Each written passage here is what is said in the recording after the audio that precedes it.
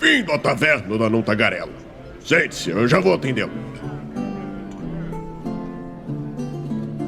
Estamos ao vivo, hein? Mais uma live aqui no Movimento RPG. Eu fui ver se eu não tava mudo. Não tava não, tô vendo ali. Agora a galera tá me ouvindo de primeira. Olha aí, quem diria? Quem diria? Enfim, galera, hoje nós estamos aqui em mais uma live do Movimento RPG no YouTube, quase que eu erro. Quase, né? Não foi. E dessa vez a gente vai... Eu acabei de notar que o nome tá errado ali. Eu sabia que eu esqueci de alguma coisa, né? O Douglas nunca pode começar um negócio direito assim, sabe? Senão vai dar alguma coisa errada depois, entendeu? Agora sim. Pronto. Agora sim, nós vamos falar hoje sobre hierarquia Egito. Esse board game com nítidas inspirações aí em RPG, que eu tô de olho. Né? E a gente vai falar um pouquinho sobre esse processo de como foi a criação, como é, o que é o hierarquia Egito, né? O que é esse livro que a Karina tanto fala aí, não me deixa nem ver. Dando moral. É difícil pra mim, porque assim, o jogo, né, a gente já vai passar pro Ricardo falar, mas o jogo é de treta, e ele vem com um livro com histórias do Egito. É difícil pra mim dizer assim, o que me atraiu mais, o livro ou o jogo? Karina que é nitidamente fã de coisas do Egito e de treta, né? Então... Bom, quem viu a live de ontem de Avalon entende o que eu tô falando. Enfim, mas nós trouxemos então aqui o Ricardo Mesquita, seja muito bem-vindo. Ricardo, te apresenta aí pra quem não te conhece ainda, quem tu é, de onde tu vem, o que tu tá fazendo ultimamente, o que é o hierarquia, se já quiser já engatar também, fica à vontade aí, pode iniciar. Meu nome é Ricardo Mesquita, eu sou idealizador do hierarquia, né? Sou professor de História e Xadrez, sou de Belo Horizonte, mas moro em Pará de Minas, é uma cidade 1 hora de BH. Entrei nessa onda aí porque assim, eu tenho uma filha que mora em Campinas, e aí pouco antes da pandemia eu fui visitá-la e assim, eu sempre joguei jogo de tabuleiro, mas jogava War, Banco Imobiliário, esses das antigas mesmo, né? É outro tipo de jogo, né? Hoje eu vejo isso. E aí fui pra casa dela e ela me apresentou o Dixit e o Porto Rico. Voltei de lá enlouquecido. Tem que comprar esses jogos são demais e tal. E acabou que eu comprei e hoje eu tô com 40 e tantos jogos aí. Entrei mesmo no mundinho. Mas isso é muito sensacional pra gente que foi criado com... Eu falo que são jogos que tendem ao infinito, né? War, Banco Imobiliário, o Jogo da Vida. O Jogo da Vida ainda tem um final, né? Mas os outros, assim, tipo, não é um jogo redondo, né? Aí a gente foi criado com esses jogos. Eu já gostava deles. Mas quando a gente começa a jogar esses jogos mais novos, né? Pós-Catan e Carcassonne, é outro universo, né? É outra proposta. Sim, é muito sensacional. A gente se apaixona, né? É bem legal. E olha, mas eu gosto bem do War 2. O War 2 eu gosto bem, assim. Eu acho que ele consegue ter reviravoltas. Tem sim. Nem tanto. Mas aí, assim, voltei da casa dela e com esse negócio e comecei a comprar jogos e jogar e tal. E aí, assim, como surgiu o hierarquia, né? Como que surge essa ideia? Não tinha nenhuma pretensão de fazer jogo, nada disso. Estava comprando alguns e jogando com a galera e tal. Tentando trazer uma galera para jogar, porque tem hora que é difícil também, né? O número de pessoas, a gente sabe disso. E aí começa a pandemia. Quando começa a pandemia, eu fiquei bem em casa mesmo, assim, eu e minha família, a gente ficou bem em casa, assim, minha esposa é arquiteta e eu sou professor, então a gente conseguia lidar com toda essa questão de trabalho de casa mesmo. E minha sogra mudou para um sítio. E assim, ela e meu sogro ficaram lá no sítio. E aí, final de semana, um sim, um não, de vez em quando a gente saía daqui e ia para o sítio, porque eles estavam isolados, lá nós estávamos isolados aqui, né? E aí a gente acabava que ia para o sítio e tal. E lá a galera gostava muito de jogar buraco, né? Meu sogro, minha sogra, minha esposa e tal. Aí, e eu não sou muito fã, sabe? Até compactuo ali para tampar buraco, mas não é minha praia de jeito nenhum. E aí eles começaram a fazer, e aí surgiu hierarquia, mas como assim, o que tem a ver com buraco? Nada, né? Mas enquanto eles jogavam buraco, eu peguei, tinha que assim, 8 baralhos na mesa, eles jogando com 2, 3, que eles guardavam bonitinho lá, e tinha aquele tanto de baralho espalhado, eu peguei e comecei a brincar com os baralhos, fazer castelinho, fazer não sei o quê. Aí, de repente, eu peguei o baralho e comecei a dividir os naipes. Ao dividir os naipes, com aquela rei, rainha, valete, né, e tal, eu olhei assim e falei assim, pô, isso aqui dá maior personagem, né? E como eu sou professor de história, comecei rei, rainha, aí coloquei bobo da corte, coloquei tentando fazer uma sociedade ali com as cartas do baralho. E vim com isso para casa, sem mecânica nem nada, vim com isso para casa. Vim pra casa. É legal porque as cartas têm número, né? Então, agora que tu falou do baralho, eu fiquei assim, nossa, mas realmente estava na cara que tinha uma inspiração ali no sentido dos números, de cada carta ser uma maior que a outra e tal. Eu não tinha nem me ligado, tá? Quando a gente vê o jogo pronto, a gente não pega a referência tão fácil. Mas foi uma luta com esses números, porque eu queria números diferentes, mas aí acabou que chegou nesse último A15, que é o Hierarquia, né? E também porque assim, as pessoas não sabem, né? Nem o básico, por exemplo, de rei, rainha e tal, se a gente for fazer uma hierarquia assim, confunde muito, né? Ainda mais se tiver vários personagens. E aí o número dá uma facilitada para quem não entende nada conseguir jogar, né? Tem isso. Mas aí voltei com isso aqui para casa e fiquei com esse negócio jogado aqui, o papel com o nome dos personagens lá, remetendo a uma idade média, idade moderna ali, né? E deixei. Aí, aos poucos, fui me pegando aquilo ali. Aí, um dia eu passei pro computador. Aí, fui olhando várias civilizações, vários tipos de hierarquia. Não tinha esse nome ainda, nem nada. E voltei no sítio, semanas depois. Chegando lá, eles não estavam jogando buraco, estavam jogando um outro jogo, que eu não sei o nome, não sei nem se tem nome, né? Porque eu pergunto, cada um fala uma coisa. Um jogo lá que eu pensei, pô, essa mecânica aí é mó legal desse jogo, será que tem jogo desse jeito? Depois eu vi saber, né, depois de, gente, sei lá, uns 2 anos, 1 ano e meio depois, eu vi saber que tem um Wizard. O Wizard tem uma mecânica muito próxima do que eles estavam jogando no sítio, né? E aí, eu gostei da mecânica, aí eu peguei os personagens que eu tinha criado aqui e comecei a trabalhar em cima. Comecei a brincar com o negócio. Gente, não é que esse tem vai dar, esse negócio vai dar, esse negócio vai dar. E não com pretensão de vender o jogo, de criar um jogo assim, né? No ponto que ele chegou hoje. Eu nem comecei a vender, mas não nesse ponto. Para mim ia ser uma coisa, brincadeira ali, de repente rolava um jogo legal aqui de baralho. E aí comecei a trabalhar em cima disso. Aí fiquei um bom tempo trabalhando, 1 ano mais ou menos trabalhando em cima disso aí. Trabalhando assim, né? Meu emprego, de vez em quando estava à toa, pegava ali, jogava mais ou menos o negócio no computador, pegava as imagens e tal. Comecei a trabalhar brincando em cima do negócio. E aí mandei fazer um baralho. Ficou barato, foi em R$50, sei lá, com papel couché mesmo, fininho, só para ver como é que ia rodar. E aí rodou legal demais da conta, rodou muito bem, só que sempre terminava empatado. Sempre teve assim, eu jogava 6, 7 pessoas, sempre terminava com 3 ganhando, 4 ganhando. Eu falei, gente, não, tem que dar um jeito de diminuir essa galera no final. E aí eu não sabia como. Aí eu pensei em transformar os personagens, que até então era da Idade Moderna, né, rei, rainha, europeia e tal, pro Egito. Aí fiz pro Egito, mas a mecânica continuava a mesma, personagem diferente. E aí veio na minha cabeça o negócio das pragas do Egito, né? Das 10 pragas lá do Êxodo, né? Que é bíblico, tem toda uma história, né? E o legal... Babi. Todo mundo conhece, que aí isso também eu fui vendo de acordo com as pesquisas, com tudo que foi rolando, né? Todo mundo conhece a história das pragas do Egito. Todo mundo. Tem uns que não sabem quais são, tem uns que não sabem quando aconteceu, não sabem nem se foi no Egito mesmo, mas não, tem umas pragas lá dentro, tem uns gafanhotos, tem isso. Isso eu ouvi demais da conta, demais. E aí eu coloquei as pragas e aí veio a parte que eu vejo assim, um grande mérito, vou colocar dessa forma, é estranho, mas de ter conseguido ligar as pragas com a mecânica do jogo. Que aí sim eu acho que surgiu um jogo novo, porque até então era uma mecânica que já tem jogo igual, os personagens que já tem outros jogos também e tal. E aí com as pragas do Egito eu acho que o jogo começou realmente a se construir, assim.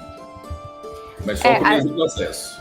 Assim, o que é muito legal é que eu não tinha te perguntado todos os detalhes da história, saber bem por alto, né? E assim, eu tenho falado muito sobre a produção de jogos. Eu tenho um grupo aqui em Floripa que faz teste de jogo, então eu tenho me interessado um pouquinho mais, porque eu jogo bastante e a gente sempre acaba tendo aquela vontade, será que eu conseguiria desenvolver algo por minha conta, de board game e tudo mais? E não sei, na minha cabeça, quem produz um jogo acorda um dia com a ideia inteira. Sabe? Não, tá longe demais disso. Eu tava esperando, assim, cair no meu colo, entendeu? Tipo, um dia Pode eu ia até acordar acontecer. Pode até acontecer, mas é o primeiro jogo que eu pensei em criar e tal, né? Que aconteceu, assim. Mas eu vi uma coisa que eu acredito que seja com todos, tá? É claro que em diferentes níveis, mas assim, o jogo que eu pensei no primeiro dia que eu falei assim, não, vou trabalhar em cima disso. E o jogo hoje não sei se é um abismo, é uma distância muito grande entre os dois. É muito, muito grande. É um pouco que nem eu me sinto quando eu escrevo. Eu sinto que eu imagino uma história na minha cabeça, mas quando eu vou escrevendo, as coisas elas vão tomando outro rumo, assim. Só que não é uma obra tão aberta, né? O jogo, quando a gente começa a testar, ele é um pouco aberto, porque a gente vai vendo que funciona, né? Ele vai evoluindo, né? Eu acho que meio que gradualmente, né? Até nesse sentido, eu acho que eu tenho mais experiência. Eu tenho só experiência, na verdade, com o desenvolvimento de RPG, né? Com o sistema de RPG. E, tipo, às vezes tu cria uma coisa e quando tu vai fazendo os playtests, principalmente os playtests, tu vai notando o que tu vai precisando polir aqui, polir ali, e às vezes o que tu começou, aquele negócio redondo, tá um triângulo, assim, totalmente diferente, sabe? Mas muito mais, sabe, certeiro, assim, no que ele se propõe, né? Eu acho que é muito, esse processo de criação, ele é muito interessante, realmente, né? E é importante também, né? Playtest é importantíssimo. Mas, a gente rodou em números que eu tenho tudo registrado, tudo. Registrei tudo, que eu tinha que ter isso até para saber, né? Claro. Aqui em casa nós jogamos 78 partidas do Hierarquia. Aqui, antes da DOF, né? Caraca. 78 partidas. E depois da DOF, aí lá a gente jogou, aí lá a gente não contou. Mas de acordo com as fotos que a gente foi olhando, conversando, depois a gente já acredita que ele tenha rodado 22 vezes lá. Nossa, caraca. Mas, vamos lá. Ricardo, responde pra gente no seguinte. RPG, tu tem alguma experiência com RPG? Chegou a jogar? Tu falou um pouco da tua história com board games. Já te apresentaram pra esse mundo?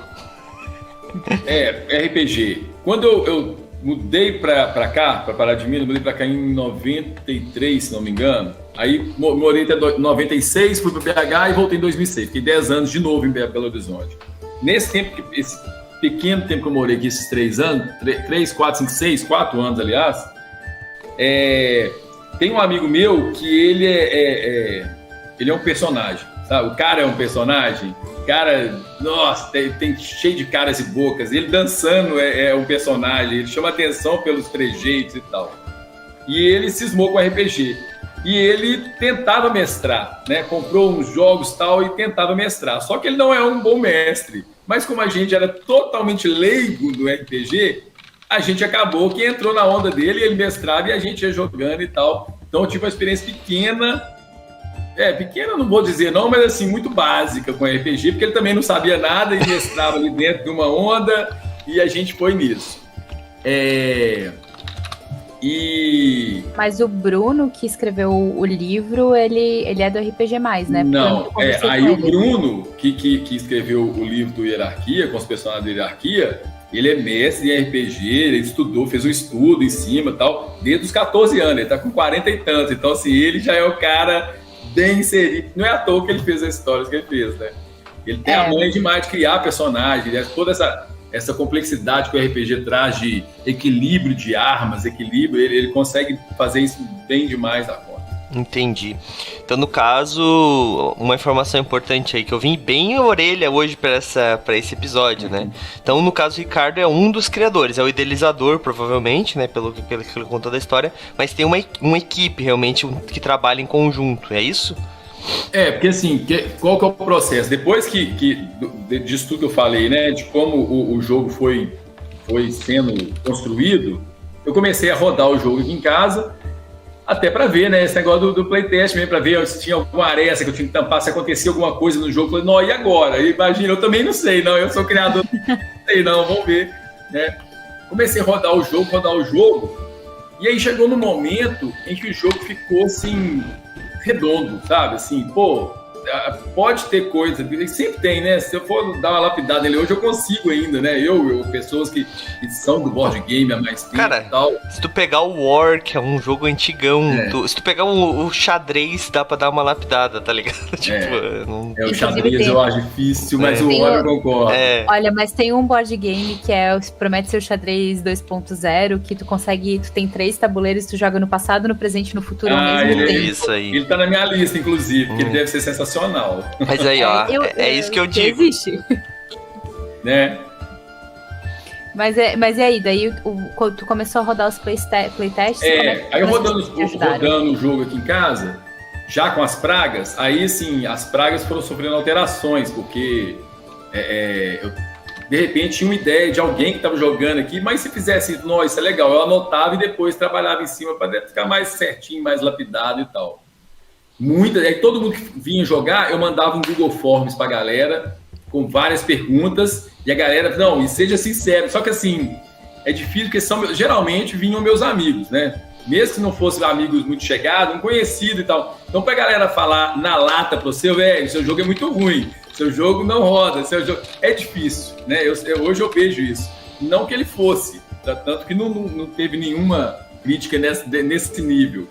Mas é difícil da galera falar o que realmente... eu acho que tá muita sorte. Eu acho, até porque tinha muita gente que nem joga, que veio aqui que não entendia nada nem de RPG, nem de board game, não jogou nem o War na vida, sabe? Uhum.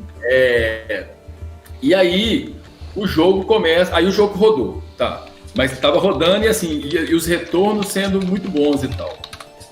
Aí o que acontece? Aí eu tive uma ideia louca e ao mesmo tempo positiva demais, que foi de apresentar o projeto do jogo como uma holding, certo?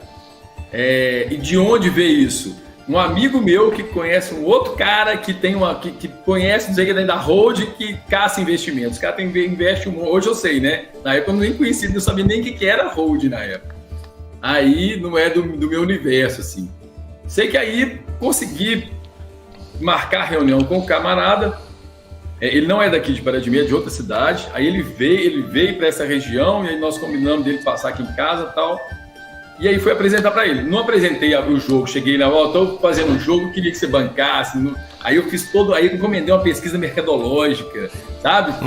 Fiz todo um processo, gastei uma grana, assim, pouca grana, sabe? 200, 300 reais, para conseguir chegar no ponto que eu queria ali, para poder apresentar. Fiz o PowerPoint, fiz todo um negócio dentro do que eu achei que seria bom.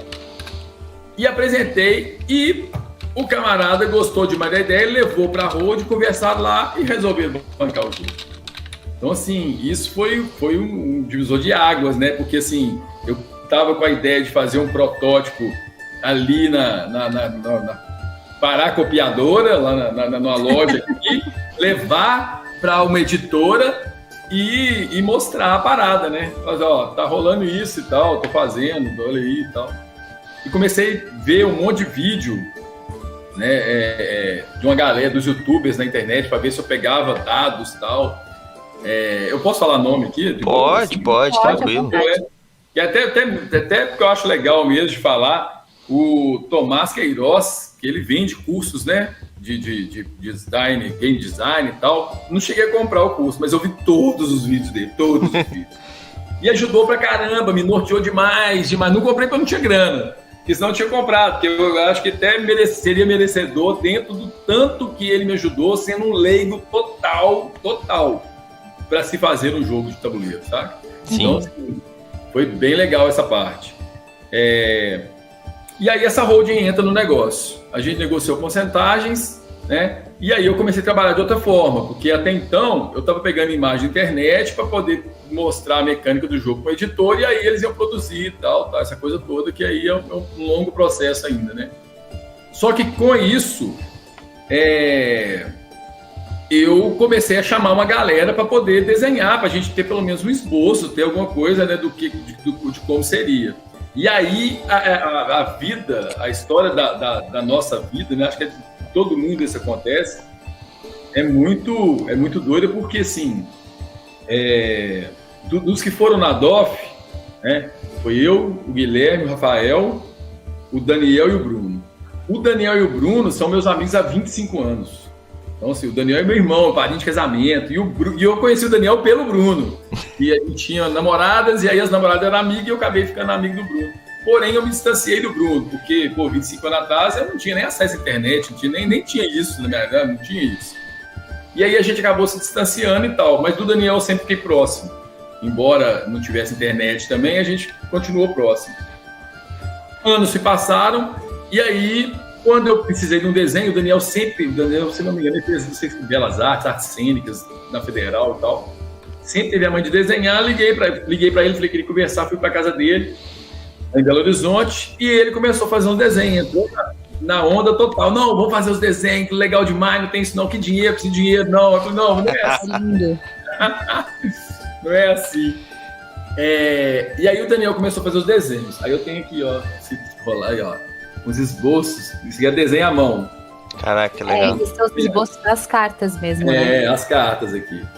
Aí ele fazia esse desenho aqui do comerciante com os tecidos, e tem a mãe de desenhar. Carregador de água. Aí ele fazia núbio. Aí ele fazia os desenhos e eu ia guardando os desenhos e trabalhando em cima, vendo número, vendo onde que ele seria na hierarquia e tal. Mas como a Hold já estava dentro, eu comecei a procurar quem podia fazer, né, transformar esses desenhos no negócio de computador, né, vetorizar, que cada hora é um nome que eles falam também. Aí fui atrás do Alex, que é um grande amigo meu também de 20 e tantos anos atrás, mas que a gente não tinha relação comercial nenhuma, e ele tem uma agência, agência de publicidade. Fui atrás dele e ele viabilizou muita coisa para mim, sabe? Assim, por exemplo, o Cássio, que é um cara de Belo Horizonte que foi quem pegava os desenhos do Daniel e passava para o computador. Digitalizava. E aí a agência dele já começou também a trabalhar com a gente com o negócio de cor, de tamanho de fonte, e, né, essas coisas comerciais que a gente não faz ideia muitas vezes. E aí o jogo rolou. Dentro desse contexto, que é aquele negócio que a gente estava falando, né? Que é uma construção. Dentro desse contexto, eram 16 personagens. Porque, por exemplo, a carta do escravo, nem tem escravo no jogo mais, porque a gente resolveu mudar um esquema. Eram 4 escravos. Carta do fiscal do Estado, era o mesmo fiscal do Estado em 3 cartas. Carta do comerciante, era o mesmo comerciante em 4 cartas. Só que como rolou e o Daniel estava fazendo desenhos a mais, até para escolher qual que você quer, eu conversei com os investidores lá da Hold e resolvemos fazer as cartas todas diferentes, né? Então, o comerciante, aí tem um comerciante que é o de tecido, tem um comerciante que vende peixe, tem um comerciante do navio. E aí começamos a fazer, aí de 16 cartas passaram para 43, Caraca. Sendo o mesmo jogo, né? Sim. Mas ficou muito mais rico, por quê? Porque tem lá, você sai com a carta número, eu nem sei de cor, número 10, que é o escriba. Tem um escriba velho e um novo, né? São 2 personagens que valem, dentro do jogo vale a mesma coisa e tal. E quando surgiram quando surgiram os novos personagens, né? Essa diversidade, a gente pensou em fazer uma história de alguns personagens, pelo menos, pra gente colocar no site, colocar no Instagram, pra ver se a galera lia, se chamava atenção e tal. Só que aí a gente conversou com o Bruno ficou empolgadíssimo, né? Foi bem legal. O Bruno é da RPG. E começou a escrever as histórias, e quando ele me mandava as histórias, eu dava uma surtada aqui em casa. Eu mostrava a minha esposa, mandava pro Milton, que é o cara da Hold, mandava pra não sei quem. E a galera mais próxima, porque também não podia vazar as histórias, claro, começava e todo mundo dando retorno louco. Nossa, o cara é doido demais. Que isso, histórias são legais demais. E realmente, eu sou suspeito, mas eu acho elas demais. Nossa, eu acho elas demais. Eu não terminei de ler o livro, porque eu tô lendo ele bem aos poucos, assim, aproveitando as histórias. Mas eu já falei isso lá no DOF, mas eu joguei Tomb Raider 4, fiquei maluca pelo Egito, né?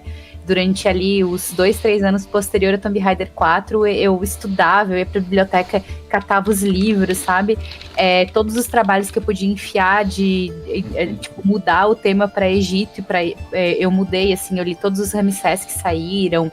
Então, assim, eu comprava, tem pouco conteúdo, eu acho, assim, sobre o Egito. Então, por exemplo, romance sobre o Egito.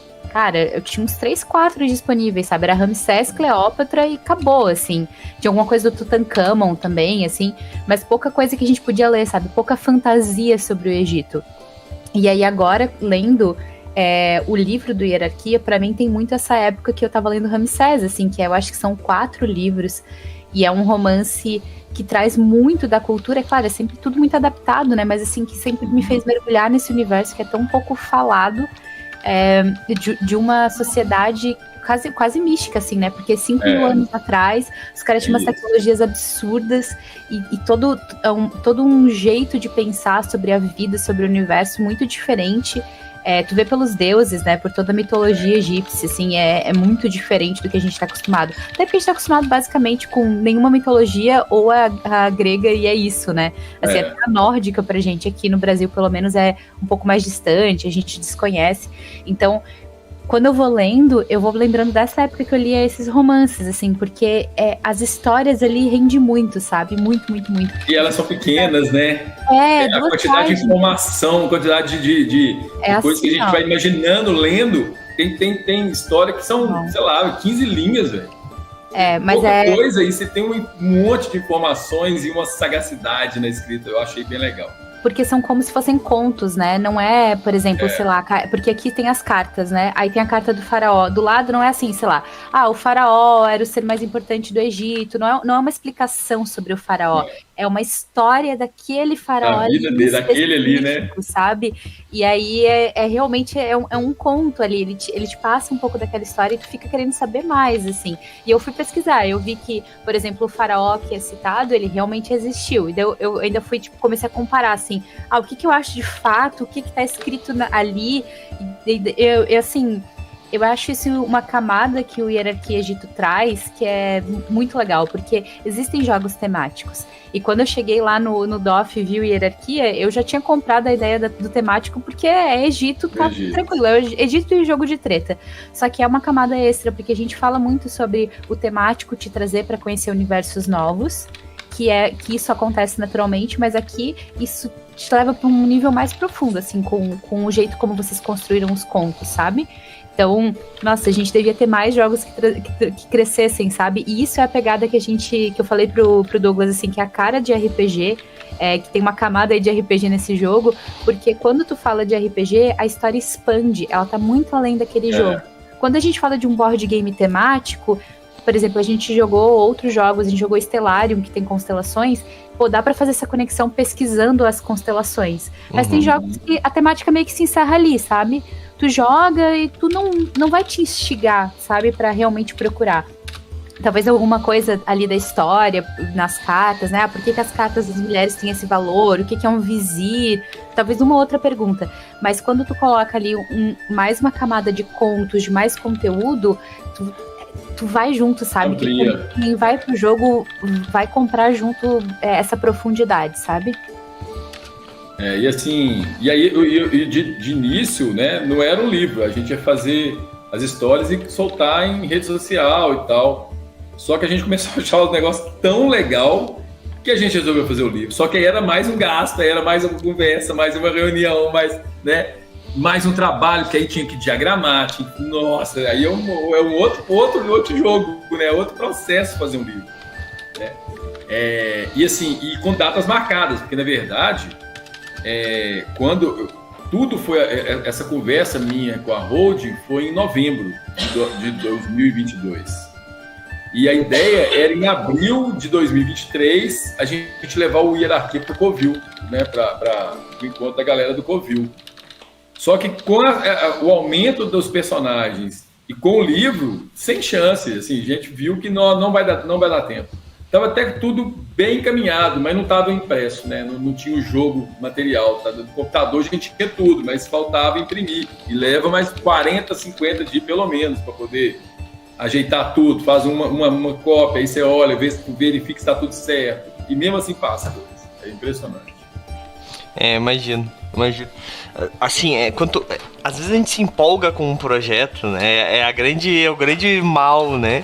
De a gente amar aquilo que a gente faz, né? Tipo, tu se empolga tanto quando tu vê o teu projeto que tu falou assim, vou lançar aqui esse panfleto, a Karina vai entender o que eu tô falando, tu já não consegue mais porque ficou caro demais o projeto, tá ligado? Então, tipo, é uma coisa que... Mas no final das contas a gente acaba correndo atrás, né, pra ir, porque a gente gosta do projeto, então a gente corre atrás pra fazer funcionar.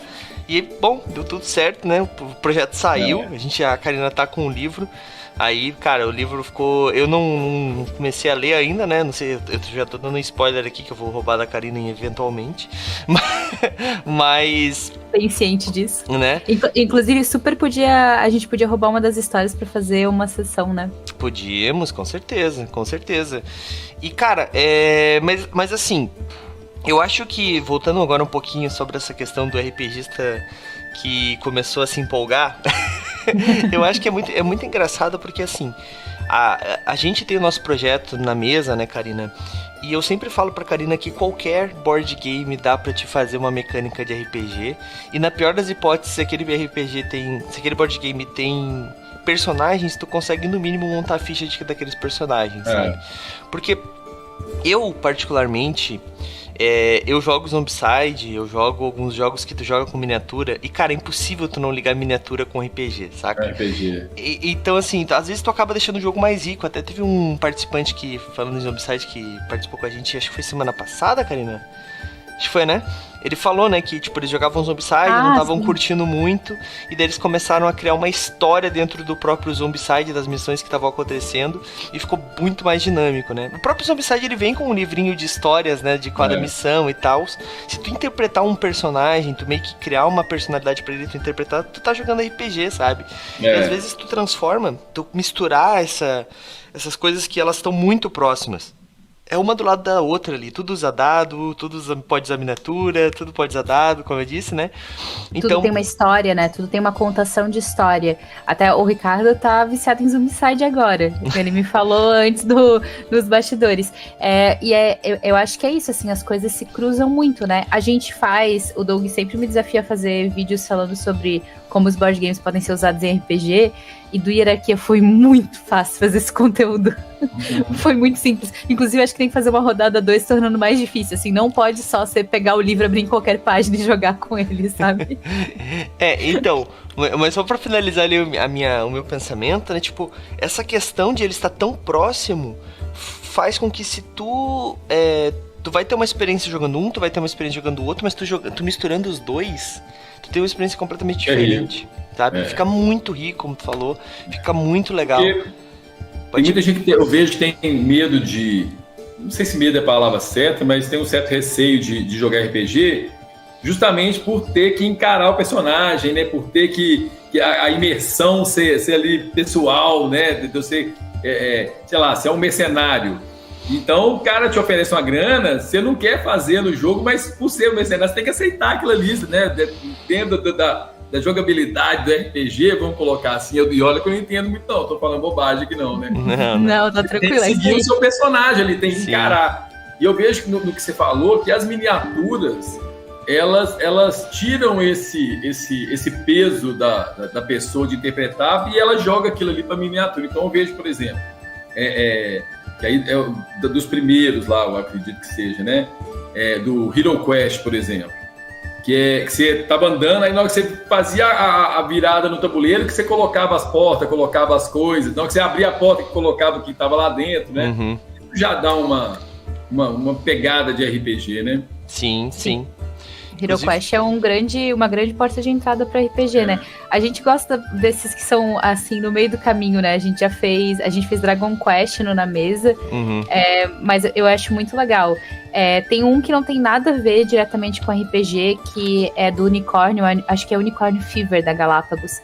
E a minha amiga tem, e ela falou que os unicórnios, eles realmente têm personalidades, e que todas as vezes é um jogo de dado, então supostamente é sorte, mas tem um unicórnio que ela nunca consegue tirar o melhor dado, não importa quantas vezes ela já tenha jogado, então ela criou toda uma história em cima de cada unicórnio, e ela fala, cara, essas miniaturas de unicórnio, elas têm personalidade, tu tem que respeitar. Então ela falou que tem uma que não é muito competitiva, então quando tu joga com ela, não adianta. Se tu tentar ser muito competitivo, tu não vai conseguir jogar o jogo, porque tu não tá seguindo o coração do unicórnio. Cara, eu joguei com elas, os unicórnios têm personalidade. Tudo que ela disse que ia acontecer, acontecia. E é sorte, supostamente. Então, assim, a gente vai criando em cima, sabe? E aí eu acho que realmente as miniaturas transportam muito a gente pra lá. Mas as cartas também, assim. Então, no Hierarquia, como as cartas têm desenhos e são desenhos diferentes, tem essa coisa do... Tem o comerciante que é de tecido, tem o comerciante que é de tal coisa. Eu acho muito legal como dá pra gente usar isso também, sabe? Porque realmente o Bruno, ele se inspirou bem na hora de escrever o livro, mas essa coisa de não ser o mesmo personagem, ter várias opções de carta, ele te dá esse trigger, assim, né? Sim, com certeza. E vou te falar uma coisa muito doida. O Bruno escreveu esse livro em menos de 2 meses. Nossa. Menos de 2 meses. Você foi monstro. Eu falo isso com ele. Você foi monstro pra escrever isso aí. E como é que foi o processo de ir pro DOF? O DOF foi o primeiro evento que vocês levaram? Foi o primeiro, porque a gente ia levar lá no Covil. Só que não rolou. E inclusive foi lá que eu conheci os Homicide. Eu fui pro Covil, eu tinha comprado ingresso pra todo mundo, né? Nós 5 que fomos pra DOF, mas... uma galera da holding, que eles verem onde que eles estavam entrando também, porque os caras não entendem nada, os caras têm, né, o negócio dos caras é rodar dinheiro ali em várias áreas e ver onde vai chegar. Aí, comprei ingresso para todo mundo e acabou que a gente não foi, né, assim, a gente não foi, assim, o Hierarquia não foi. E aí a galera de Belo Horizonte, tal, ficou difícil a logística, já que o Hierarquia não estava indo e tal, acabou que foi só eu. E muito doido o Covil. Pra quem gosta de board game, nossa, é muito louco. Eu cheguei lá sexta-feira. Cheguei lá sábado. Não, sexta era feriado. Cheguei sexta, 9 horas da manhã, saí de lá às 5h40 da manhã. Direto no board, direto jogando. E tava muita gente lá. E eu queria ficar, só sair porque eu tinha que voltar de carro para Pará de Minas. É 1 hora de distância daqui de Vinópolis. E eu fiquei com medo de ficar com sono e ter que dormir no carro. Eu falei, não, eu tô sem sono, eu vou embora agora. Que se eu jogar mais uma, eu vou ficar com sono e não vai ter jeito de ir embora. Vai dar ruim. Muito guerreiro. O meu máximo jogando board game foram 13 horas e meu cérebro virou uma gelatina completa depois de 13 horas. Mas lá a diferença é que você tem 1000 jogos. Porque todo mundo leva. Então você tem o que você quiser, sabe? E a estrutura é muito legal, é bem legal. Gostei demais. Eu, com certeza vou estar ano que vem de novo. Mas, enfim, como a gente não levou lá, a gente tinha que levar na DOF, porque a gente não tem mais opção, assim, em termos do cronograma do Hierarquia para apresentar, para dar retorno. A gente tem que fazer o jogo rodar agora, né? Claro. Aí, a nossa ideia... Aí é muito doido, porque assim, a nossa ideia era de ir para um lugar da DOF que tivesse protótipos. Uhum. E... não teve um lugar de protótipos. O que teve era do Catarse, não era pra gente chegar lá ao Léo e ver de qual que era, né? E aí rolou um desespero, porque na hora que eu vi que não era bem do jeito que eu tava achando, chorei igual criança. Eu conto essa história pra galera, assim, né? Quando eu vou conversar com pessoas me perguntam do jogo, chorei igual criança mesmo, assim. Falei, nossa, desesperador. Gastei uma grana, investi um monte de coisa, eu tenho que apresentar isso de alguma forma. Aí cogitei ir para a porta do DOF com 2 meses e jogar lá na porta. Falei, ia dar certo. Vou fazer isso, porque eu tenho que pelo menos tentar.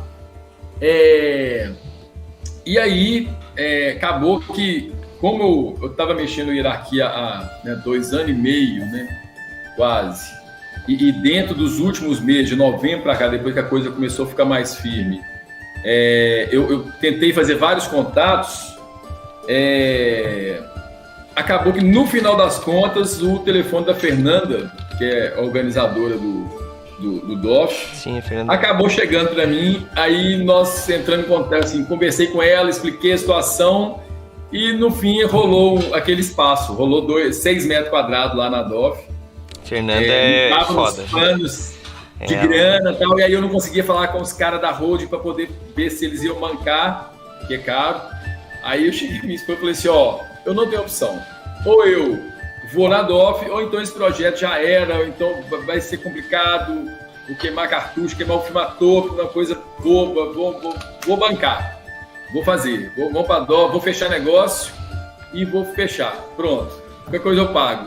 Sofrendo, mas eu pago. E acabou que depois eles entenderam e falaram, não, a atitude sua era assim mesmo, você tinha que tomar a atitude de fazer acontecer, e aí pancar a parada, menos mal para mim. E aí fomos para DOF. E aí foi maravilhoso. Por quê? Qual que é a ideia? Era a gente ir para DOF e chegar numa mesa, teórica mesa, né?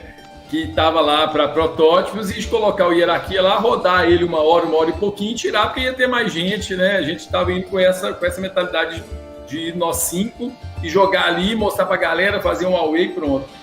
Como a gente teve um stand, aí a gente teve 2 dias de DOF, né? O hierarquia no meio dos gigantes, porque são gigantes mesmo, né? E a gente totalmente desconhecido. Tinha uma pessoa que me conhecia no DOF, que conhecia qualquer um de nós. E aí a gente montamos as mesas lá, as 2 mesas, e começamos a rodar o jogo, né? E era legal, porque como éramos 5, se faltasse muita gente, um ficava lá, né, no balcão lá com a galera que chegasse perguntando, e os outros 4 jogavam, que aí precisava de mais 2, mais 1 para jogar, pelo menos para a galera ver como é que era. Sim. Só que foi muito legal porque a visitação foi intensa, assim, não parava de chegar gente o tempo todo, e foi legal porque, assim, youtubers, né, esse que eu sigo, né? Porque por causa da construção também comecei a seguir os caras, entrar em contato, e vários chegando lá, isso foi muito legal. Muito mesmo. Foram, se não me engano, foram 13. Os caras são muito disponíveis, né? Isso eu também fiquei muito impressionada no DOF, né? Claro, eu comecei a produzir pro Na Mesa, né? O Na Mesa começou há pouquinho tempo. E aí, assim, os caras são como a gente sabe? Tu pode sentar, jogar na mesa com todo mundo. Essa é uma das coisas mais legais, assim, porque os hobbies de RPG e board game, eles ainda não são os lugares mais acessíveis do mundo para quem não é do hobby. Principalmente para nós mulheres, assim, eu sempre fui do hobby, eu nunca tive esse problema, porque eu comecei muito cedo no RPG, sempre joguei com um grupo de meninos, mas também nunca joguei com desconhecidos completos, assim, eu nunca precisei buscar um grupo. Mas eu sei que é uma coisa mais fechada, assim.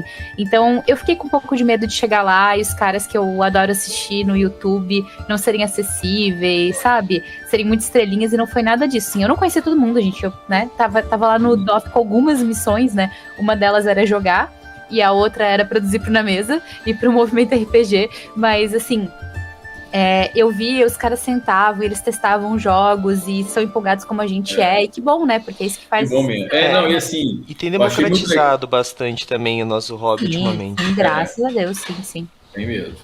O que eu achei muito legal, assim, que além disso que você falou, da disponibilidade deles mesmo, a humildade dos caras, né? De chegar e levar ideia e perguntar e ficar satisfeito daquilo daquilo tá acontecendo. Eu vi muito isso. E independente do hierarquia ser um jogo grande, um pequeno, dele ser bom ou ruim, né?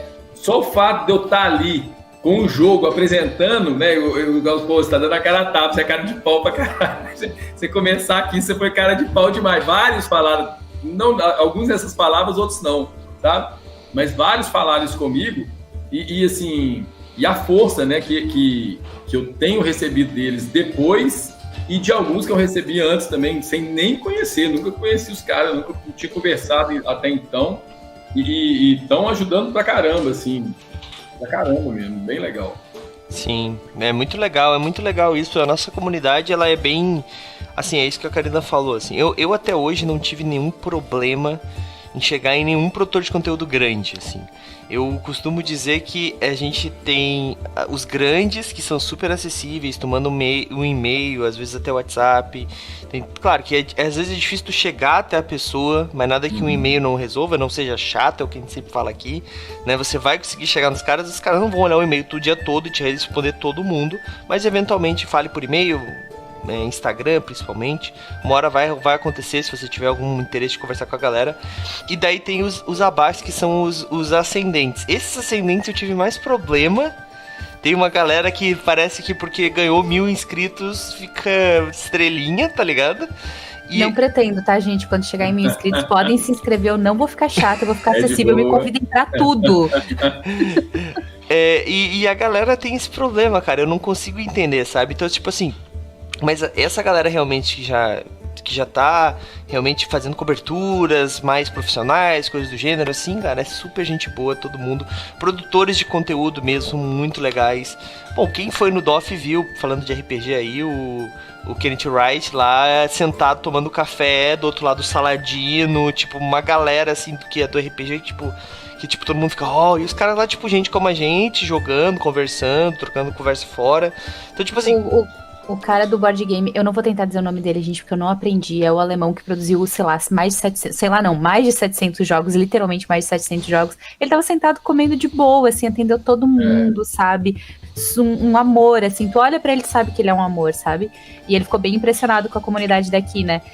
Então, assim, eu acho que a nossa comunidade tá cada vez mais acessível. Eu sempre faço esse disclaimer, assim, de existe situações que acontecem e tudo mais, porque eu acho que é importante a gente lembrar que não tá resolvido os nossos problemas, mas é muito legal. E a gente vê a coisa das pessoas quererem que as coisas aconteçam. Isso eu senti muito no DOF, assim, uma comunidade que quer se ajudar para que mais pessoas possam produzir. Então, sim, tem os gigantes, né? Vocês estavam lá pertinho de Galápagos, Paper Games, não sei o quê, aquelas que tava com fila de 1 hora pra gente entrar, mas também aquela região que vocês estavam, eu não vi vazia em nenhum momento. Em nenhum momento, Então, uma galera, assim, que, tipo, tá querendo conhecer mais, tá querendo ver gente nova. O que eu gosto em evento é conhecer coisas que tu não conheceria indo na loja de jogos da tua cidade, assim, né?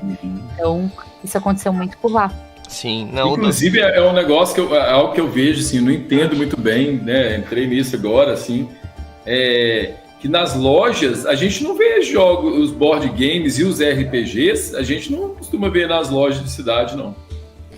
Tem que ser loja bem específica, mesmo bem específica, capital e tudo mais. Eu não Aqui entendo, na verdade, não consigo entender muito bem isso, não, porque porque, assim, a cidade que eu moro, né, tem 100 mil habitantes. E tem, sei lá, umas 3 lojas de brinquedo honestíssimas, grandes, que tem muitos brinquedos caros, muitos brinquedos, né, bem feitos e tal. Você vai lá, você não acha board game, não acha nada de RPG também. Às vezes um livro. Às vezes muito nichado ainda. Aí assim, eu não entendo, porque já que nós estamos no mundo capitalista, a ideia não era de espalhar isso, mas a filosofia não é essa. Um problema, eu acho que ainda do RPG e do board game ainda se tem um preconceito de que é coisa de criança, né? Então, assim, ou tu vai numa luderia realmente, ou numa grande loja, ou tu compra online, porque aqui, por exemplo, em Florianópolis tem algumas, mas ainda assim, pro tamanho, pra uma capital, tem o que, Karina, assim, sendo sincerão? Loja, umas 2. 2, vai, mas assim, uma que tem mais coisas. E só, assim, sabe? Então, tipo, é realmente o comércio, ele ainda é bem restrito, mas também tem isso um pouco a culpa, porque assim, e a gente tem o nosso problema maior Brasil, né? Pra te comprar um jogo, no mínimo, assim, tu vai pagar uns R$45, um board game, um card game ali, né? De leve, né? De leve. Então assim... Depois disso, se for comprar um board game realmente, tu vai pra uns 100 e poucos. Se tu for se tiver miniatura, já vai pra 230, 280. Barato. Então, assim, ele não não, eu tô falando de... Barato, pois é. Então, tu vai pegar um Zombicide, 600. Então, assim, não é um hobby barato. Então, tipo assim, não dá pra te colocar uma lojinha em cada esquina e querer que todo mundo saia vendendo essas coisas assim, né? Então, ainda eu acho que tem muito que começar a democratizar um pouco mais esses board games mais simples, né? Esses jogos, principalmente os card games, né? O próprio Hierarquia Egito, né? Ele é um jogo de cartas, ele talvez seja um pouco menor. Eu não sei qual vai ser o custo dele ainda, eu acho que nem o Ricardo sabe ainda, né? Eu não sei se já tem preço de mercado. Não, assim, eu tô com preços de produção aqui, na verdade eu queria muito, isso é muito doido, porque assim, desde o começo, porque no começo que eu falo assim, quando a coisa se consolidou, né? Eu sempre quis que o Hierarquia fosse um jogo barato. Sempre quis. Sabe por quê? Porque assim, eu vejo como um hobby que segrega demais, né? Pelos preços que nós estamos falando aqui. Pô, como é que você compra um jogo de R$600? Né? A grande maioria da população brasileira não tem condição nenhuma de dar R$600 no jogo. Zero condições, né? Então, assim... mas tudo bem que ele tem todo um monte de de construções, né, de miniaturas e tal. Mas os jogos que não têm isso, eles dar o acesso a uma galera que não tem esse acesso, né? Colocando jogos mais baratos, eu vejo isso como um negócio essencial, sabe? Para tudo, tanto para alegria, para qualidade de vida dessa galera, como de que a questão cultural, a questão comercial também, de vender mais, ganhando número de vendas, sabe? Mas pelo que eu tô vendo, o mercado não vê dessa forma. Então... o Hierarquia, ele tem alguns elementos, né? Porque não é só as cartas, né? Tem a miniatura da pirâmide, tem os contadores de vida. Então tem alguns elementos a mais, assim. O livro também. Mas eu queria, de coração, que ele saísse no máximo, no começo, a R$120. Hoje eu já tô no 150 se eu der muita sorte. É difícil produzir também, né? Também tem essa questão, né? Mas assim, eu acho que o acesso a board games ele não é tão impossível, né? Eu acho que não vale tanto a pena normalmente para as lojas pelo fato de que a pessoa acaba comprando online, que acaba sendo 100% mais barato, né? Mas por que eu digo que o board game não é tão difícil? A gente tá falando aí de jogos, vamos usar o Zombicide como exemplo, R$600. Se tu pega um grupo que joga Zombicide, eles vão jogar por muito tempo, porque o Zombicide é um jogo grande, e tu joga em 6 pessoas. Se a galera dividir no cartão ali, em 10 vezes de 60, cada um dá 10 pila por mês. Se tu fizer esse cálculo, ele não é tão caro. Eu tô falando se tu fizer o cálculo e se tu dividir com a galera. Então, o board game, ele tem essa vantagem, que a galera compra pra jogar em equipe, jogar em grupo. Né? Mas eu vou te dizer que a galera do board game também é bem ciumenta, assim. Eu alguns jogos, mas tipo, eu não sei se eu dividiria. É a grande maioria. Não, mas assim, Karina, é porque tu tem acesso. Tu pode comprar um board game pra deixar na tua estante. Tem uma galera que às vezes não consegue e quer muito jogar um jogo. Então eu tô querendo dizer o seguinte, assim como eu digo pra RPG, a galera de RPG não precisa cada um ter um livro. Eu não presto os meus livros, mas eu tenho condições hoje de ter um livro só pra mim, né? Mas tem gente que não tem. Então eu digo assim, é um hobby caro? Mas não é inacessível. É só dividir com a galera, é só participar do nosso patronato. Olha só, por R$5 você pode ganhar livros de RPG, né? Mas brincadeiras à parte, é verdade, assim. Então tem hoje formas de tu conseguir. Mas eu acho que o grande problema de não estar difundido tanto em lojas, como a gente estava falando, é porque a galera acaba comprando aonde? Online, na maioria das vezes. Porque daí cara, não tem como combater a Amazon, tá ligado? Tipo, às vezes tu vai na loja da editora, falando de RPG, e tu vai na Amazon, a editora tá vendendo na Amazon e tá mais barato. Eu não sei o que eles fazem. A Amazon deve perder dinheiro pra vender mesmo, tá ligado? Mas você falou uma coisa que também conta muito, que é a mentalidade da galera, né? As pessoas ainda associam muito o jogo a questões infantis mesmo, assim, a criança e tal. E eu vi isso porque durante esse processo, por exemplo, tem um amigo meu que mora no Espírito Santo. E ele tá num grupo com a gente, aí um dia a galera veio jogar aqui, eu tirei uma foto e uma coisa que, nossa, eu gostei, porque eu precisava registrar todas as partidas. Um monte ficou sem registrar em foto, né? Porque anotar eu anotei.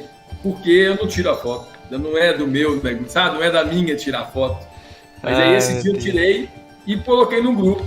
Aí ele comentou assim, síndrome de Peter Pan, que é isso que a gente tá falando, né? Do cara acha que não, isso é coisa de criança que vocês estão fazendo aí, velho, estão viajando e tal. E aí, eu não falei nada, né? Achei melhor não falar nada. Mas antes que eu falasse também, a galera, não, velho, o Florestal desembolou um jogo, aí ele já ficou todo empolgado. Oh, massa, velho, que que muda, né? Sim. Existe muito preconceito ainda. Tipo, se tu fala numa mesa de como que tem pessoas de 60 a mais, que tu passou o final de semana jogando board game, a pessoa te olha torto. Jogo de tabuleiro, né? Porque tu precisa traduzir. A pessoa te olha torto, assim, né? Então, assim, existe muito isso ainda, sim. Isso também é uma questão, mas eu acho que principalmente a questão do preço, assim, para as lojas mais locais, né? Tu vai sempre ter mas daí... também tem a questão do custo de produção e de tudo isso, porque assim, quando a gente fala de loja de brinquedo, são brinquedos produzidos em larga escala. Sim. E o RPG ainda é extremamente nichado. O board game é um pouquinho menos, porque tem algumas entradas, como, por exemplo, os jogos que a gente estava falando da Grow. A Grow conseguiu se inserir no mercado de lojas de brinquedo mesmo, produzir em larguíssima escala e entrar. Mas, por um lado, os jogos de tabuleiro ainda é muito nichado. Por outro lado, eles também são complexos. Então, quando uma loja grande vai pensar em produzir um jogo, ela não vai querer produzir em larga escala um jogo que, de repente, pode ser mais difícil das pessoas entenderem, que é mais desconhecido. Então, até as editoras de board game, elas são editoras que só fazem isso e RPG, e não brinquedos. Então, isso acaba tornando tudo mais difícil da gente ter em larga escala. E aí, isso também aumenta o custo de produção, porque se a gente tivesse mais empresas fazendo board games e fazendo em larga escala, seria mais fácil produzir. O Hierarquia não é um jogo que precisaria custar caro se a gente pudesse produzir em larguíssima escala de cara, assim, né? Não, e assim, não tem isso, impressionante, né? A diferença de você produzir 20 e de você produzir 1000. É uma coisa surreal. A gente, falando em uma escala muito menor, a gente tá sentindo isso na pele com impressão, sabe? Tipo, se você imprimir sai 10, por exemplo, R$10. Se você imprimir 1000, sai tipo R$40 tudo, R$400. Tipo, é absurdo, assim, é absurdo, sabe a diferença? Chega a ser absurdo no ponto de se você fizer 500, sai quase que o mesmo preço de 1000. Isso. Se você fizer 500, sai mais barato, mais caro que 1000. Como não tem jeito.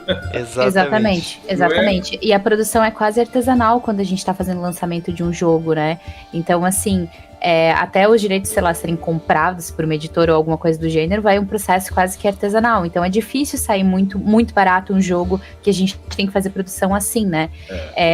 Mas a gente tem discutido muito sobre produção de jogos, né, Doug? Uhum. E acho que hoje, pra mim, se abriu um mundo conhecendo mais sobre RPG e board games agora com o movimento RPG e participando, né? E vendo que tem uma galera produzindo coisas para ser mais acessível, né? Então, acho que tem muito para fazer ainda, assim. Acho que isso é legal.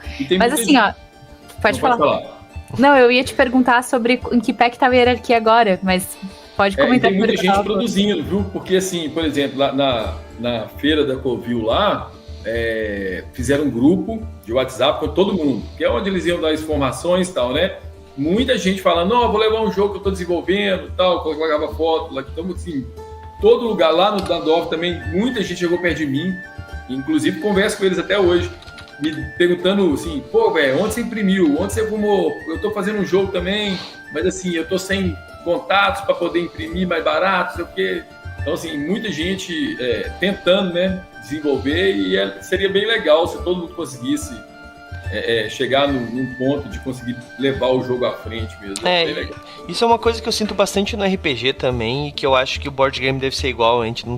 Eu não tô nesse meio ainda, olha só, mas a gente sente que a galera é bem, como é que eu posso dizer, unida, né? Eu teria uma palavra melhor que eu não vou lembrar da palavra agora, mas a galera, tipo, se ajuda, né?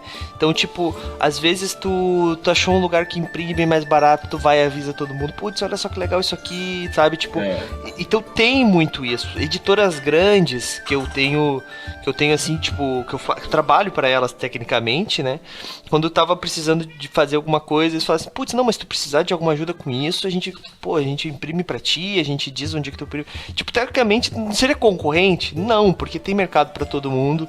E, tipo, é isso que nós falamos. Quanto mais estiverem sendo produzidos, mais baratas as coisas vão ficando, né? Porque também a gente tá divulgando, a gente tá espalhando a palavra, né? Mas o papo tá muito bom, mas já é 10 horas, a gente tem que ir pra nossa rodada final, Karina. Então, mas antes eu preciso saber em que pé que o Hierarquia tá, se vai ser lançado. Calma. A gente pode deixar exatamente para essa pergunta final, então. Falar um pouquinho mais sobre o estado atual do Hierarquia, né, e como é que tá. Mas, Karina, faz a tua pergunta final aí pra gente. É essa ou tu quer deixar essa pra mim? Não, posso deixar essa pra ti. Tá bom, então... Eu tenho mais perguntas sim, é porque a gente foi batendo papo aqui, mas eu fiquei com perguntas ainda aqui comigo. É assim Posso que funciona, fazer mais uma? mas também tem aquela questão que o Ricardo não vai desaparecer, né? Esperamos aí, de repente, trazer ele novamente pra gente falar. Eu vou encher muito o saco dele ainda. Mas, Ricardo, então explica pra gente aí como é que tá que pé tá, como é que tá, vai sair quando? Semana que vem a gente já pode estar recebendo, onde é que te compra? Tô brincando. Vai lá. A previsão que eu tô do jogo ser lançado é setembro. Se der tudo certo, tudo ficar alinhado do jeito que eu tô acreditando, né? Que a gente tem que ser otimista. Eu digo que setembro, contando o tempo de produção. Tem algumas reuniões alinhadas agora para final de julho, começo de setembro, começo de outubro e começo de agosto. Acredito que até dia 10 de agosto a gente fecha essa parte toda e a gente vai ter um caminho, né? Já sabe que caminho que vai tomar a partir do dia 10 de agosto. Aí já é o tempo de produção mesmo. E assim, a gente está numa situação que a chance de hierarquia sair ela é muito alta, porque tanto tem as empresas que estão conversando com a gente, como tem também a questão da produção independente, que a gente isso também está dentro do viável, sabe? Então, eu acredito que setembro deve ser uma data bem promissora para o hierarquia sair.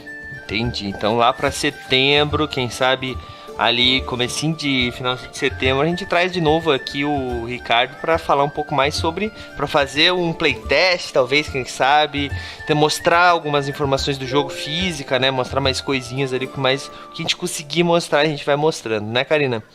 Mas, Karina, tua rodada final agora, faz a tua última pergunta aí pro Ricardo. Pensa bem nela, que é a última, hein, desse dia, tá, Karina? Não a última da vida. Aproveita aí. Bom, na verdade é uma coisa que a gente até conversou antes, mas eu queria que tu trouxesse um pouco, tu falou das rodadas de playtest, e aí tu falou como tu fez para trazer pessoas diferentes e de fora do hobby, e eu queria que tu contasse um pouquinho disso, assim, porque eu acho que a gente acaba... enfim, é o que tu falou, não sei se não é só porque são meus amigos, ou sei lá, se o jogo é só pra quem gosta de jogar board game. E aí eu queria que tu me contasse um pouquinho desse processo ali de trazer gente diferente, de formar grupo pra testar. Como é que se eu tiver um jogo aqui, como é que eu posso fazer? Aquele negócio, deixa eu ver se tá carregando, deu sinal de não carrega de bateria acabando aqui. Assim, de início, né, você consegue chamar, por exemplo, 5 pessoas, se o jogo for um jogo que exija isso, 5 pessoas do mesmo grupo e tal, mas você chamar isso constantemente é praticamente impossível. Então, o que eu fiz? Eu comecei a chamar de tribos diferentes, idades diferentes, tinha aqui meu filho jogando com uma galera mais velha, sabe? O amigo meu vinha trazer o filho, e aí eu trazia meu filho para jogar junto com a galera também. E assim rodou a parada. O playtest é essencial, porque assim, a transformação que dá, eu acredito que em qualquer que seja o jogo, né? Com os playtests é absurda, porque a galera, embora eles tenham esse tato para poder falar do seu jogo, ele é legal, mas eu acho que você devia colorir essa carta, que seja, né? Embora tenha esse tato, tem muita coisa que dá pra gente pegar, certo? Muita coisa que a galera fala e é legal porque alguns dos meus amigos que fizeram críticas, assim, na lata, né, que falaram e que eu adotei, depois que eu voltei da DOF, a gente conversando, né, e aconteceu algumas vezes de eu falar isso pra eles, que, você tem uma contribuição violenta no jogo, no hierarquia, velho, porque aquela crítica que você fez disso fez eu mudar a praga, fez eu mudar o personagem, sabe? E aí eles ficam todos lisonjeados de ter feito uma crítica que funcionou, que foi positiva, né? Que foi construtiva. Agora, a gente tem que aceitar também, tem isso, né? Porque, assim, teve dias aqui de acabar a jogatina e eu entrar pra minha casa depressivo. Falei, nossa, os caras detonaram o jogo e tal. É uma faca de dois gumes, né? O dia que eu mais peguei informações, sabe? Pra poder tentar alterar, pra tentar melhorar o jogo e tal. E tu me disse que quase formou a comunidade em volta, né? Porque tu falou que tem dias que até as pessoas tipo, perguntam se naquela semana vai ter na hierarquia. Geralmente a galera me manda mensagem, eu me ligo de manhã, hoje tem. Falo, tem. Isso é muito legal, que é a construção da comunidade em volta, né? Existe também, gente, comunidade específica de playtest. Estou também entrando nesse mundo agora, assim, não sou uma super especialista em playtest de board game ainda não, mas existe uma comunidade oficial chamada Oficina do Playtest, que acontece em Floripa, São Paulo, se eu não me engano em BH, a terceira cidade. E existem outras comunidades mais independentes, mas essa é uma das comunidades maiores que tem. Inclusive, a gente vai para um evento e vai levar para o nosso stand o grupo daqui de Floripa para testar jogo lá também, assim. Então, e tô contando isso porque eu acho que o senso de comunidade que a gente tem que criar, sabe? A gente grava no Chefe na Van e daí eu descobri que tava tendo esse evento lá, fui lá, conversei com eles, daí por estar no grupo deles, eles falaram que estavam tentando ir para um evento que a gente vai, mas não estavam conseguindo se organizar. Eu falei assim, cara, a gente vai levar mesa, vamos oferecer uma mesa aqui então, pra gente também é bom, sabe? E a gente cresce em comunidade, assim, então eu acho que essa é uma coisa muito legal do hobby, que você pode contar com a comunidade, então, se você estiver aí pensando em construir um jogo. Eu tô saindo super inspirada, né? Porque assim, no DOF, uma das primeiras experiências que eu tive foi eu tava jogando numa mesa um jogo que eu tava conhecendo com o criador do jogo, e aí uma pessoa chegou e falou assim, eu não vou conseguir reproduzir porque eu não entendo essa língua tão bem. Ele chegou e falou assim, tá, qual que é a mecânica desse jogo? Daí o cara falou, tal coisa. Daí ele falou, e tal coisa, tal coisa. E aí o cara saiu, ele não precisou saber mais nada do que 2 perguntas pra saber como o jogo funcionava.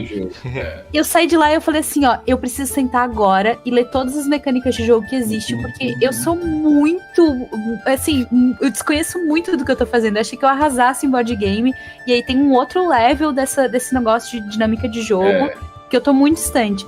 E daí depois eu fui estudar um pouco e vi que também não é esse monstro assustador. É que nem no RPG, né, tem o cara que decorou as regras, tem o cara que só senta pra se divertir, todo mundo pode participar do hobby igual, mas é muito inspirador, assim, porque a gente imagina que, sei lá, eu imaginei, né, que pra construir um jogo a gente ia ter que, nossa, saber tudo primeiro, né? E não, a gente pode ir construindo esse caminho com quem tá à nossa volta e com as nossas ideias. Muito legal. Eu que eu digo.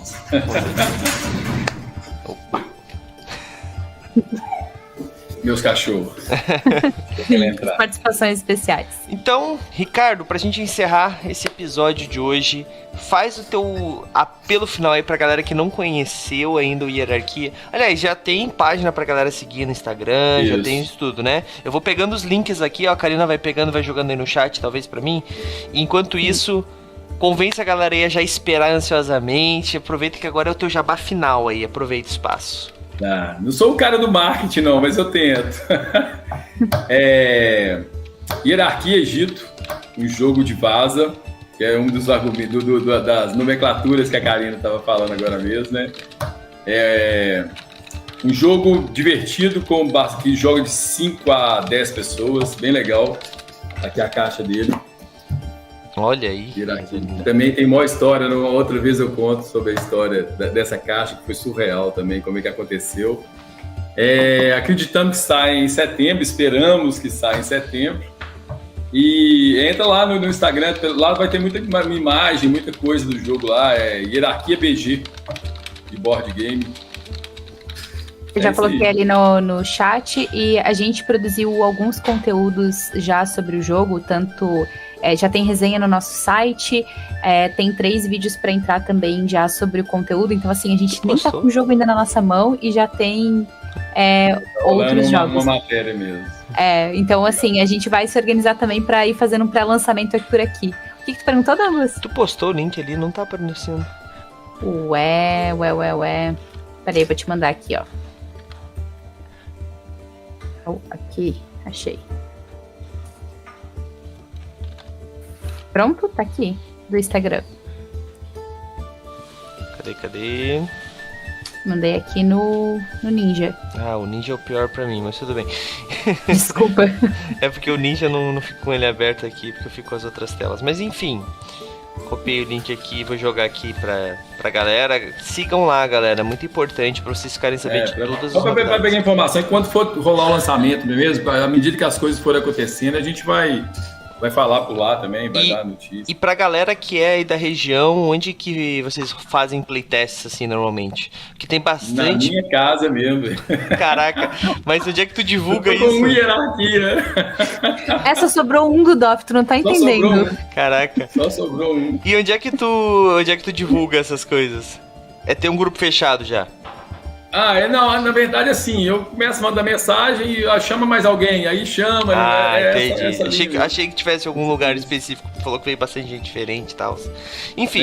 Não, ele foi fazendo uma rede com os grupos de WhatsApp e conversando com o pessoal. Legal. Mas aí tá uma ideia, ó. De vez em quando pode perguntar se tem alguém lá acompanhando no Instagram que quer participar de um playtest, porque tem certeza que vai ter gente. É isso aí. Bom, gente, é isso então. Sigam lá o Hierarquia. Eu deixei o link aí. E assim, ó, eu não quero que o Ricardo responda, tá? Mas vocês notaram que é Hierarquia Egito, né? Nada impede de surgir outras hierarquias aí no futuro. Mas é isso, é só uma... Não falei isso, mas tá rolando. Eu sabia. Aí, ó. Galera, queria agradecer a presença de quem tava no chat com a gente. Sigam as redes sociais lá, gente. De verdade, isso ajuda muito os produtores de conteúdo. E, gente, vamos jogar RPG, vamos jogar board game, vamos jogar board game com RPG e RPG com board game, que tudo se encaixa. Inclusive, eu já tô planejando, a Karina não sabe ainda, mas eu tô planejando refazer um Shotgun Diaries, Karina, só que usando os grids de Zombicide. Olha! Então, olha aí. Muito bom. Olha muito aí, bom. então. E o Ricardo podia visitar a gente aqui em Floripa, né? Ele podia participar de um Zombicide na mesa. Olha aí. Trazer o Hierarquia Egito pra gente jogar. A Jujubinha falou que quer o Hierarquia Brasil. Já deixar um aí. Nossa, a Hierarquia Brasil, a gente tem coisas que a gente combinou que a gente não pode falar, então... Vamos lá. Tem algumas regras, né? É isso, galera. Seria bom? Seria. É isso aí, galera. A gente vai encerrando aqui antes que falemos coisas que não deveríamos. A gente se vê amanhã lá na Roxinha, galera. Nós vamos jogar Mansão de Spectre, Ordem Paranormal. Pra você que tá acompanhando aí, amanhã é o último episódio do capítulo, do arco, não, amanhã é o último episódio das sessões. Que a gente tá gravando agora. Depois disso começa uma nova história, então amanhã vai ser treta, que já começa com combate com o chefão, galera. Pra quem curte isso, é amanhã a partir das 9 da noite, lá na Roxinha, tá, galera? MRPG oficial lá, em qualquer outra rede, Movimento RPG. É isso, galera, a gente se vê amanhã, 9 da noite. Valeu, falou, tchau, tchau. Até, valeu demais. E aí, você gostou? Acesse todas as segundas às 20 horas twitch.tv/mrpgoficial.